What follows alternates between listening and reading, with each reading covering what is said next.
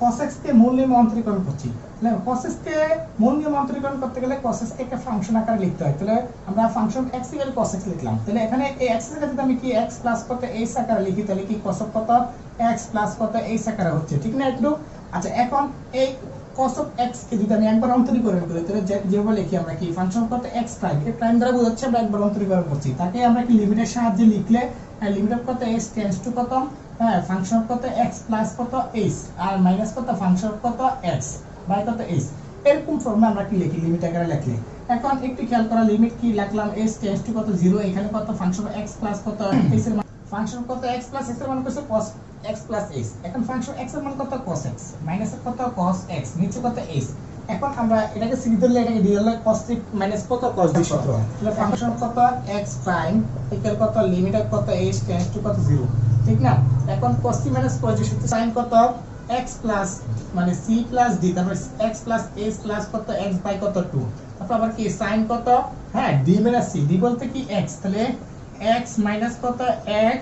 Plus c, তাহলে x minus কত h by কত 2 হবে। এখন নিচে আছে কত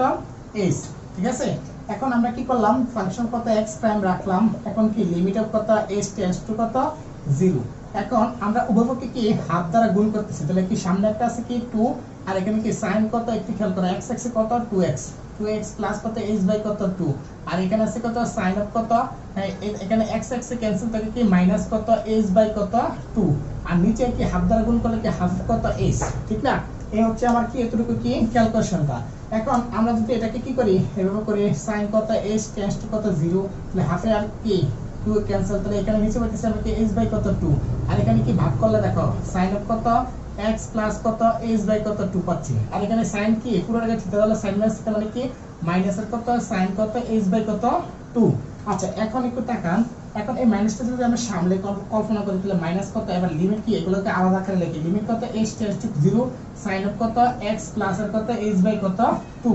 ঠিক না? আর এখানে গুণ আকারে লিমিট কত h টেন্ডস টু কত 0 আবার কি sin কত h বাই কত 2 নিচে কি h বাই কত 2 আর এতটুকুর মান হচ্ছে কি 1, আর এখানে যদি আমরা লিমিটের মানটা বসাই তাহলে কি মাইনাস অফ কত একটু খেয়াল করো sin অফ কত x প্লাস এর কত 0 বাই কত 2 ইনটু কত 1, আর এটা রেজাল্ট আমরা কি লিখতে পারি দেখো তো, হ্যাঁ এখানে কি মূলত কি 0 বাই কত 2 মানে কি 0 0 সাথে x যোগ করলে কত 0, তাহলে কি ডাইরেক্ট আমরা রেজাল্ট লিখতে পারি sin x, তার মানে বুঝতেছি আমরা কি cos এর অন্তরীকরণ যদি আমরা করি তাহলে আমরা কি পাই মাইনাসের কত sin x, তাহলে আমরা কি এভাবে লিখতে পারি যে সুতরাং এই cos অফ কত ddx কত ddx কত cos অফ কত x ইকুয়াল কত মাইনাসের কত sin অফ কত x, এটা হচ্ছে আমার কি রেজাল্ট। আশা করি ক্লাসটা বুঝতে পারছি। আল্লাহ হাফেজ।